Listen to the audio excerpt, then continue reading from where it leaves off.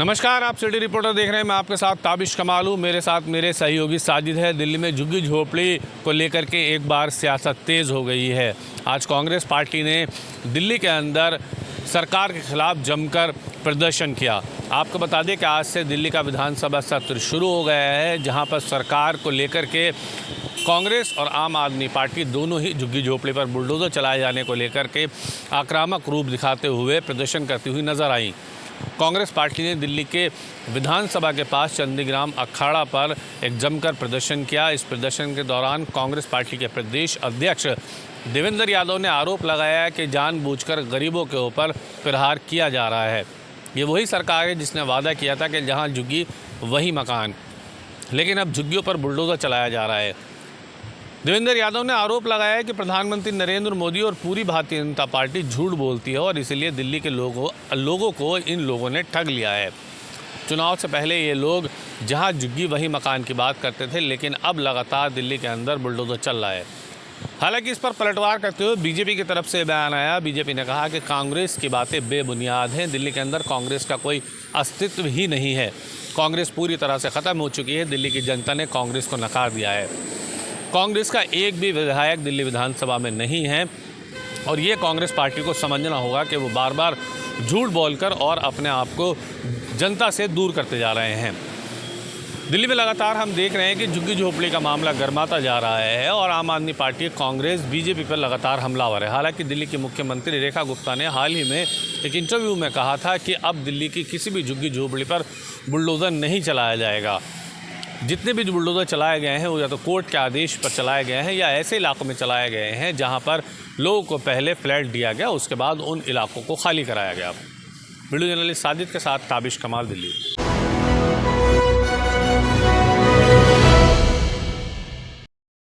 India गठबंधन की दिल्ली में मीटिंग होने जा रही है, जहां पर जैसे आम आदमी पार्टी, चंद्रशेखर, इनका क्या मिलाप होगा इंडिया गठबंधन में? नहीं, क्योंकि निरंतर राहुल गांधी ये मांग कर रहे हैं कि इनको भी सम्मिलित किया जाए। वहीं दूसरी तरफ आम आदमी पार्टी ने अपने आप को क्विट कर लिया है इंडिया गठबंधन से फिलहाल। मगर जो गठबंधन समाजवादी पार्टी और कांग्रेस पार्टी का है वो अभी भी चल रहा है। मगर ये लगाया जा रहा है कि जो भी क्षेत्रीय दल हैं, ख़ासतौर पर जो छूट गए हैं, जो 2024 के चुनाव में उनके साथ नहीं थे, उनको अपने साथ जोड़ा जाए ताकि अत्यधिक मजबूती के साथ भारतीय जनता पार्टी से 2027 के विधानसभा में उत्तर प्रदेश में लड़ाई की जा सके, उससे पहले बिहार के विधानसभा के चुनाव में लड़ाई की जा सके। अब देखने वाली बात है कि राहुल गांधी के इस फार्मूले पे, इस राय पर क्या अखिलेश यादव या दीगर पार्टी के जो भी संस्थापक हैं, राष्ट्रीय अध्यक्ष हैं, जो इंडिया गठबंधन के पार्ट हैं, वो साथ देते हैं या नहीं देते हैं। मगर 10-15 दिन यानी 15 अगस्त के बाद एक बड़ी मीटिंग दिल्ली में होने जा रही है। फिर एक समन्वय मीटिंग होगी समाजवादी और कांग्रेस पार्टी की लखनऊ में, क्योंकि 2027 का विधानसभा चुनाव 2 साल के बाद है। तो रणनीति तय करना है कि किसकी कितनी सीटें रहेंगी, शेयरिंग क्या रहेगी, ताकि उन कैंडिडेट्स को पहले ही से इनडायरेक्टली या डायरेक्टली बता दिया जाए कि विधानसभा से तैयारियां करना शुरू कर दो। क्योंकि चुनाव के कुछ ही लम्हे पहले अगर टिकट घोषित हो जाएंगे तो उतना ज़्यादा उम्मीदवार को तैयारी करने का मौका नहीं होता। लिहाजा पहले ही खामोशी से कैंडिडेट को बता दिया जाएगा ताकि वो अपनी तैयारियों में जुड़ जाए। जाहिर सी तौर पर विधानसभा चुनाव 2027 का बहुत महत्वपूर्ण चुनाव है अखिलेश यादव और राहुल गांधी के लिए, क्योंकि अगर पुनः योगी आदित्यनाथ मुख्यमंत्री, भारतीय जनता पार्टी पुनः अगर वापस आती है तो पूर्ण बहुमत के साथ या सरकार बना लेती है, तो कहीं ना कहीं विफलता के रूप में इंडिया गठबंधन को उत्तर प्रदेश में देखा जाएगा। लिहाजा कोई भी मौका इंडिया गठबंधन गंवाना नहीं चाहती है, इसलिए अखिलेश यादव निरंतर प्रयास कर रहे हैं और डोर टू डोर कैंपेन का एक फार्मूला कार्यकर्ताओं, नेताओं के जरिए से चला रहे हैं ताकि उनकी सरकार पुनः स्थापित हो सके। कैमरा सुमित के साथ रदाबाद, लखनऊ जी।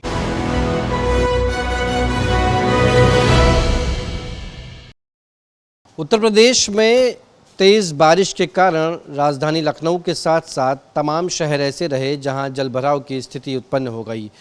लखनऊ के जिलाधिकारी ने साफ तौर पे स्कूली बच्चों की कक्षा 1 से लेकर कक्षा 12वीं तक के सभी विद्यालयों को पूरी तरीके से बंद कर दिया। दरअसल तेज़ बारिश और जलभराव के कारण कई स्कूलों में और कई प्राइवेट स्कूलों में भी पानी का जल भराव हो गया था, जिसके बाद लखनऊ के जिलाधिकारी को यह फैसला लेना पड़ा कि जल भराव के दौरान बच्चों को स्कूल पहुंचना बेहद खतरे से खाली नहीं है। चूँकि आए दिन राजधानी लखनऊ में बीते 2 दिन से तेज़ बारिश के कारण, जल भराव की समस्या के कारण करंट लगने जैसी कई मामले सामने आए, जिसके बाद आज लखनऊ के जिलाधिकारी विशाख जी ने साफ तौर पे स्कूलों की छुट्टी कर दी। चूँकि मौसम विभाग ने अलर्ट दिया है कि आने वाले 24 से 72 घंटे और ज़्यादा तेज़ बारिश होने की संभावना बताई जा रही है। यदि बात करें उत्तर प्रदेश की, तो पूरे प्रदेश में चौतरफा बारिश का कहर है, बाढ़ का कहर है। प्रयागराज, चित्रकूट, गंगा से सटे इलाकों में बाढ़ आ चुकी है और बाढ़ ग्रसित क्षेत्रों में उत्तर प्रदेश के मुख्यमंत्री योगी आदित्यनाथ ने सख्त निर्देश दिए हैं कि जितने भी जिलाधिकारी हैं और क्षेत्र के अधिकारी हैं, उन सभी को अपने अपने क्षेत्रों में होना चाहिए। साथ ही साथ 11 बाढ़ प्रभावित क्षेत्रों में मंत्रियों को भेजने का काम उत्तर प्रदेश सरकार के द्वारा किया गया है कि जो भी बाढ़ से पीड़ित लोग हैं उनकी तत्काल रूप से मदद की जाए और उन्हें किसी सुरक्षित स्थान पर ले जाया जाए। उत्तर प्रदेश में मौसम विभाग ने ऑरेंज अलर्ट घोषित किया है। रिमझिम बारिश लगातार पिछले 24 घंटे से हो रही है और आने वाले समय में भी बताया जा रहा है कि 24 घंटे से 72 घंटे तक बारिश होती रहेगी। इसको देखते हुए नदी के किनारे के आसपास के इलाके जैसे कि बहराइच, करनैलगंज, तरबगंज, गोंडा और तमाम अन्य इलाकों में जो नदी के आसपास के लोग हैं उन्हें सुरक्षित स्थानों पर ले जाए जाने का प्रयास किया जा रहा है। साथ ही साथ मछुआरों को नदियों में, चूँकि नदियां जो हैं वो अपने मुख्य धारा से आगे आ गई हैं, जो संकेत होता है, ऑप्शंस होते हैं, उसको पार कर चुकी है, खतरे के निशान को पार कर चुकी है। इसलिए वजह से अब मछुआरों को भी नदी में नाव चलाने की अनुमति नहीं दी जा रही है और साफ तौर पे उन्हें कहा गया है कि वे सभी किसी सुरक्षित स्थान पर तत्काल रूप से चले जाएं। वीडियो जर्नलिस्ट सुमित के साथ गौरव पांडे, JK24/7 न्यूज़, लखनऊ।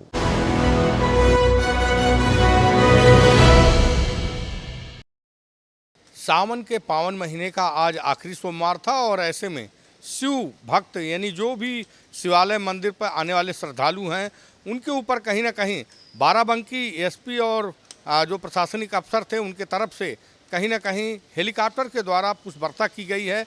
और लगातार जिस तरह से पावन के सावन महीने में पुलिस प्रशासन पूरी तरह से मुस्तैद था और जो भी कांवड़ श्रद्धालु थे उनकी व्यवस्था को लेकर जो भी सरकार की तरफ से निर्देश था उन निर्देशों का अक्षरशः पालन किया गया। और शायद यही वजह है कि आप देखिए कि पश्चिमी उत्तर प्रदेश से लेकर चाहे अयोध्या की बात करें, हर जगह पर जहां पर शिवालय है और वहां पर आने वाले जो श्रद्धालु हैं उनकी सुविधा के लिए प्रशासन लगातार मुस्तैद दिखा।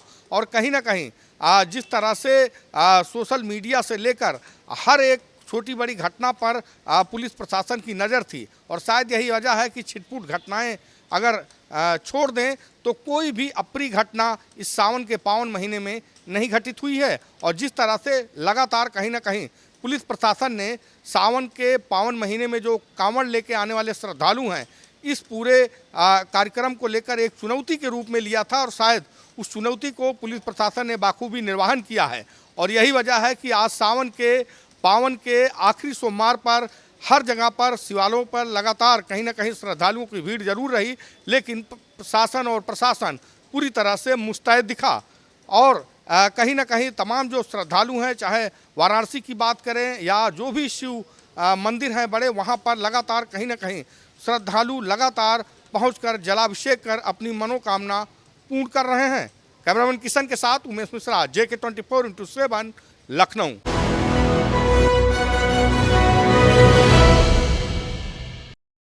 नमस्कार दर्शकों, मैं हूं धर्म की नगरी काशी से प्रहलाद गुप्ता और आप देख रहे हैं JK24/7 न्यूज़ के बेहद खास प्रोग्राम सिटी रिपोर्टर। हम आपको बता दें कि पहाड़ी और तटवर्ती इलाके से भारी वर्षा के कारण अब हर शहर में भारी जल जमाव हो रहा है। तो ऐसे में हम आपको बता दें कि प्रधानमंत्री के संसदीय क्षेत्र वाराणसी के गंगा घाट पर आलम यह है कि सारे मंदिर डूब चुके हैं, सारे धरोहर डूब चुके हैं और जितने भी बड़े मंदिर थे वो भी डूबने के कगार पर है और घाट किनारे रहने वाले लोग पलायन कर चुके हैं और ऐसे में घाटों का भी संपर्क टूट चुका है। अब गंगा का जल स्तर धीरे धीरे रोड पर आ गया है, उस चौराहे तक पहुंच चुका है, जिससे आसपास के जो है कि नागरिकों को भी अब रोड पर रहने वाले मकानों में लोगों को दिक्कतों का सामना करना पड़ रहा है। वहीं हम आपको बता दें कि चहल पहल से हटा रहने वाला हर एक इलाका अब धीरे धीरे बाढ़ के चपेट में आ गया है, जिसके कारण काफ़ी दिक्कतों का सामना अब नागरिकों को करना पड़ रहा है। तो हम आपको बता दें कि उत्तर प्रदेश की सरकार और वाराणसी के 8 विधानसभा के विधायक और मंत्री, जिला प्रशासन यानी कमिश्नर और डीएम लगातार निरीक्षण कर रहे हैं और ज़रूरतमंदों को उनकी राहत की सामग्री भी पहुंचा रहे हैं और ऐसे में कड़ी हिदायत भी दे रहे हैं लोगों को कि किसी को किसी प्रकार की दिक्कतों का सामना न करना पड़े। तो ऐसे में रहने के लिए भी लोगों के इंतजाम किए गए हैं और जिनके पास रहने का जुगाड़ नहीं है और वो भी जो है कि कहीं ना कहीं अपना पलायन करके व्यवस्था बना रहे हैं। वीडियो जर्नलिस्ट अभिषेक जायसवाल के साथ प्रहलाद गुप्ता, जेके 24x7 न्यूज के लिए वाराणसी से।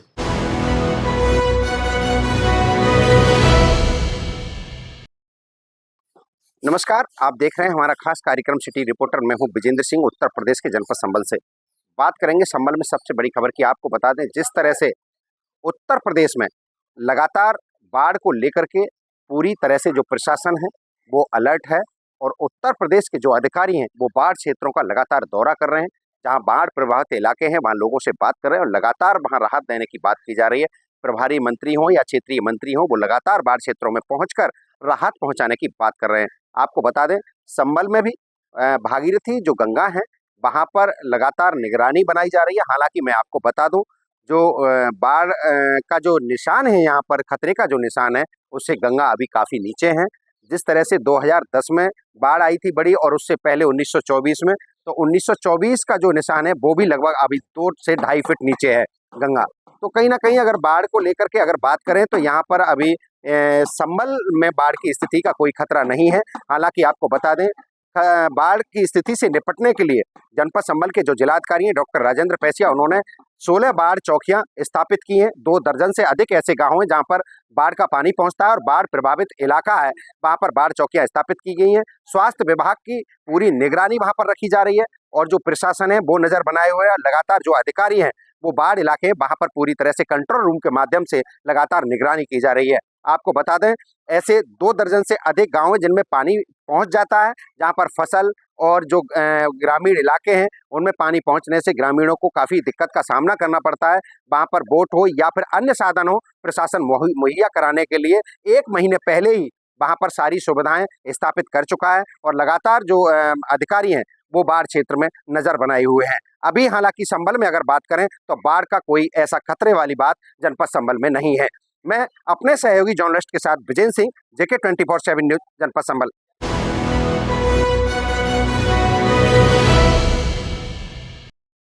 कर आप देख रहे हैं सिटी रिपोर्टर, मेरे साथ मैं हूं संदीप गोयल।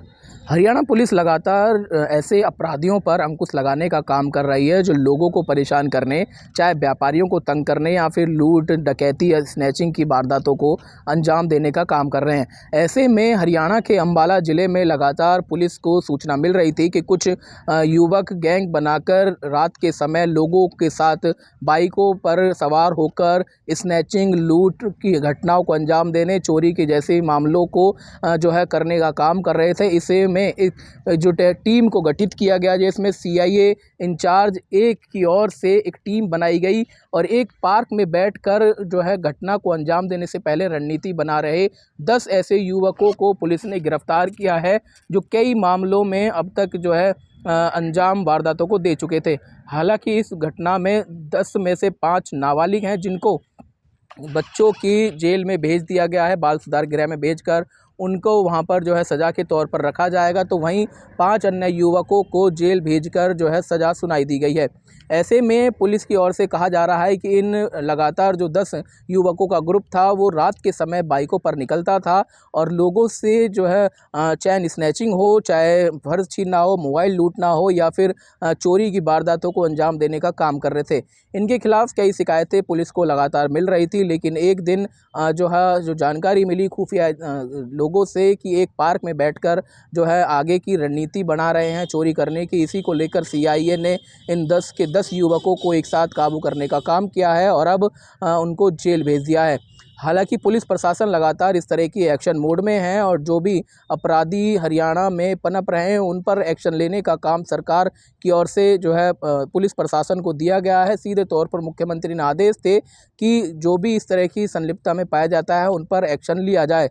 हालांकि अब हरियाणा सरकार लगातार इस तरह के कदम उठा रही है और लोगों को जिस तरह से अपराध में शामिल हैं उन पर सख्त कार्रवाई करने की बात कह रही है।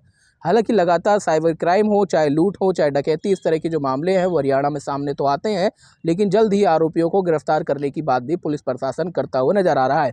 सहयोगी राकेश के साथ संदीप गोयल, जेक 24/7 न्यूज़, फरीदाबाद।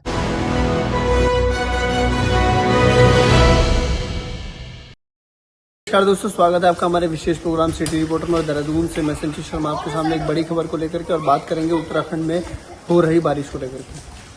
बीते दिन मौसम विभाग ने बारिश का अलर्ट जारी किया था और कहा था कि उत्तराखंड के जो उच्च हिमालय क्षेत्र और मैदानी क्षेत्र में भारी बरसात की आशंका जताई थी और उन्होंने कहा था कि भारी बरसात को लेकर के जो जिम्मेदार विभाग है वो अपनी पूरी तैयारी कर ले, क्योंकि बरसात का अनुमान उन्होंने बताया। इसी को लेकर के बीते रात से लगातार उत्तराखंड के उच्च हिमालय क्षेत्रों की अगर हम बात करें और मैदानी क्षेत्रों में लगातार भारी बरसात हो रही है। बात हिमालय क्षेत्रों की करें तो वहाँ पर लगातार भारी बरसात से कई जगह भूस्खलन की खबरें आ रही हैं, तो कहीं पर पुल टूटने की सूचनाएं प्राप्त हो रही हैं। इसको लेकर के लगातार मुख्यमंत्री पुष्कर सिंह धामी ने वर्चुअल माध्यम से सभी जिलाधिकारी को निर्देशित किया है कि अगर उनके जिले में कहीं पर भी इस तरह की घटना होती है तो उसके लिए तुरंत रेस्क्यू ऑपरेशन किया जाए अगर कोई घटना होती है, और अगर रास्ता बाधित होता है तो उसके लिए वैकल्पिक रास्ते की व्यवस्था की जाए। साथ ही साथ पुष्कर सिंह धामी ने यह भी कहा कि लगातार जो जिलाधिकारी रहेंगे वो मौके पर रहेंगे, साथ के साथ ग्राउंड जीरो पर अपनी नज़र भी बनाए रखेंगे। इसी चीज़ को लेकर के बात करें मैदानी क्षेत्रों की, मैदानी क्षेत्रों में जल भराव की समस्याओं को लेकर के जो किसानों की फसलों का नुकसान हुआ है उसके भी आकलन के लिए कहा गया है। आकलन करके रिपोर्ट बनाई जाए कि किसानों को कितना नुकसान हुआ है, उसके बाद उनके लिए भी कोई ना कोई व्यवस्था की जाएगी। उत्तराखंड में बदलते मौसम को लेकर के मैदानी क्षेत्रों में जल भराव की समस्या थी, वो कहीं ना कहीं नगर निगम की पोल खोलती है, क्योंकि बात शहरी क्षेत्र की करें, देहरादून स्मार्ट सिटी की करें, तो वहाँ पर भी करीब 1-2 फीट तक का पानी सड़कों पर जमा होगा। कैमरा पर्सन वीरेंद्र थपलियाल के साथ देहरादून से संचित शर्मा।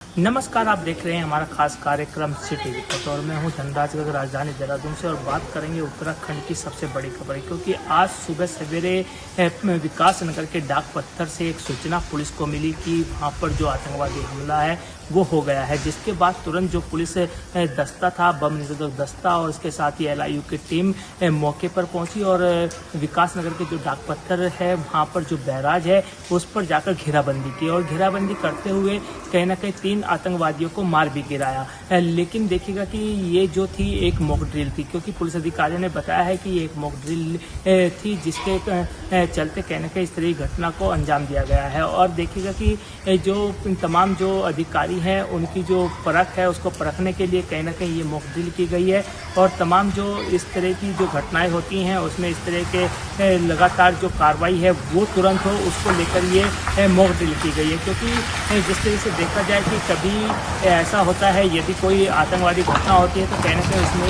ये सहायक साबित होती है कि जो ट्रेनिंग इस समय दी जाती है वो कहीं ना कहीं उस समय काम आती है, इसीलिए ये मॉक ड्रिल की जाती है। और वहीं अधिकारियों ने साफ तौर पर बताया है कि जो डाक पत्थर के होते हुए जो रास्ता हिमाचल जाता है उस रास्ते को बिल्कुल प्रतिबंध कर दिया गया था। उस दौरान तमाम जो वाहन थे उनको वहां से लौटाया गया और दूसरे रास्ते से उनको निकाला गया था। हालांकि जो पुलिस प्रशासन है उसने वहां पर मौके पर जाकर जो पूरी मॉक ड्रिल की है उसमें 3 आतंकवादियों को मारा है और तीनों आतंकवादियों को अस्पताल में एम्बुलेंस के माध्यम से भर्ती भी कराया गया है। लेकिन इस मॉक ड्रिल के चलते कहीं ना कहीं वहाँ पर जो स्थानीय लोग हैं उनमें एक हड़कंप जरूर मचा था, क्योंकि जो सूचना मिली थी वो आतंकवादी हमले की मिली थी, जिसके बाद उस इलाके में हड़कंप मचा। लेकिन जिस तरीके से पूरी मॉक ड्रिल निकली तो उससे कहीं ना कहीं राहत की सांस लोगों ने ली है। लेकिन उसके बावजूद भी कहीं ना कहीं अधिकारियों का कहना है कि इस तरह की मॉक ड्रिल समय समय पर की जाती है ताकि समय रहते जो तैयारियां हैं वो पूरी की जा सके। कैमरा सहयोगी वीरेंद्र थपलियाल के साथ धनराज गर्ग, जेके 24/7 न्यूज, देहरादून।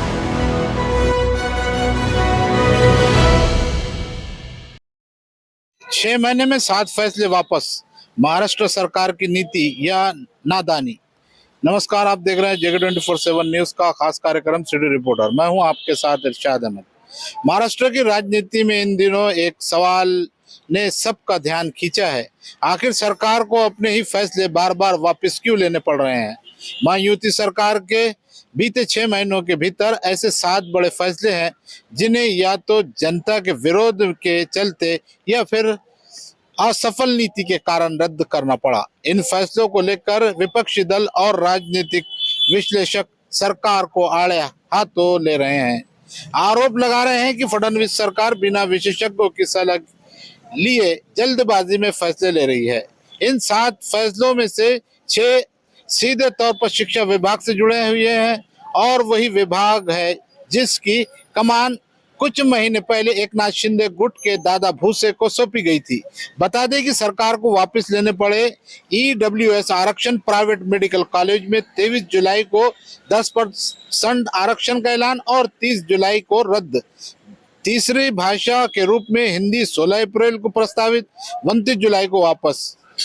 अल्पसंख्यक कॉलेजों में FYGC आरक्षण जून के पहले हफ्ते में लागू, 23 जून को रद्द। परीक्षा हॉल टिकट पर जाति लिखी हो, जून 2024 के ऐलान और 28 जनवरी 2025 को वापस। मिड डे मील में मिठाई शामिल करना, मई 2023 में ऐलान और 2 अप्रैल 2025 को फैसला वापस। एक राज्य एक यूनिफॉर्म नीति, मई 2023 को घोषणा, 2 अप्रैल 2025 को रद्द।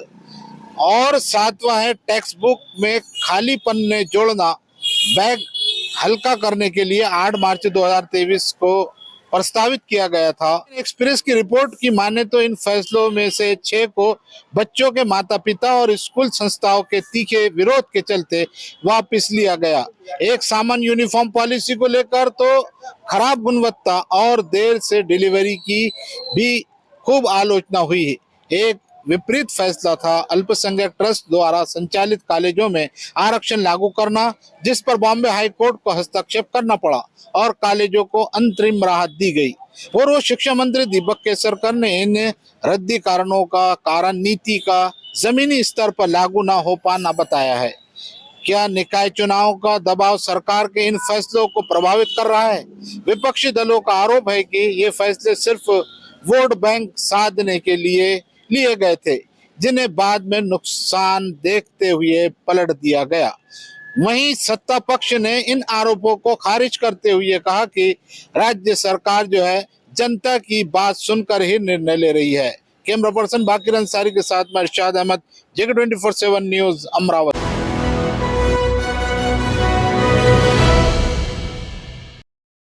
देख रहे हैं जेके 24 का खास कार्यक्रम सिटी रिपोर्टर।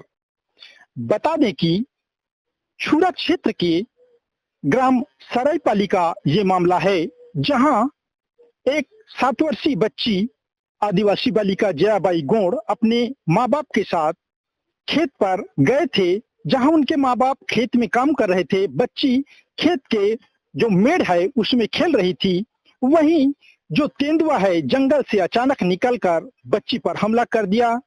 किसी भी तरह से हिम्मत दिखाते हुए उनके माँ बाप ने तेंदुए से अपनी बच्ची को छुड़ाया और जैसे ही वन विभाग को इस घटना की खबर लगी, वन अमला तुरंत वहां पहुंचा और बच्ची को सामुदायिक स्वास्थ्य केंद्र छुरा लाकर आर्थिक सहायता देते हुए इलाज के लिए एडमिट किया। फिलहाल अभी बच्ची को सुरक्षित बताया जा रहा है। वहीं इस प्रकार जो तेंदुए के हमले का मामला है, छुरा क्षेत्र में कई जो तेंदुए से बच्चे घायल होने की घटना पूर्व में 2-3 और भी आ चुके हैं। हालांकि वन विभाग इस प्रकार घटना के बाद तेंदुए के लोकेशन का मॉनिटरिंग भी करते हैं और इस घटना के बाद उस तेंदुए की मॉनिटरिंग करते हुए सभी ग्रामीणों को जंगल की ओर न जाने की हिदायत भी दी गई है। लेकिन इस प्रकार की जो घटनाएं हैं वनांचल में, इस क्षेत्र में देखने को मिलता ही रहता है। वहीं वन विभाग के द्वारा सक्रियता दिखाया जाता है, गांव में मुनादी भी कराई जाती है और ग्रामीणों को आगाह भी किया जाता है। अब इस घटना के बाद तेंदुए का लोकेशन लेने में वन विभाग लगा हुआ है और बच्ची अभी अस्पताल में भर्ती है। अब आने वाले दिनों में देखना होगा किस प्रकार की घटनाओं के लिए वन विभाग कितना सक्रिय होता है और बच्ची कब तक स्वस्थ हो पाती है। JK24 के लिए छत्तीसगढ़ गरियाबंद से कैमरामैन आत्मा ठाकुर के साथ परमेश्वर राजपूत।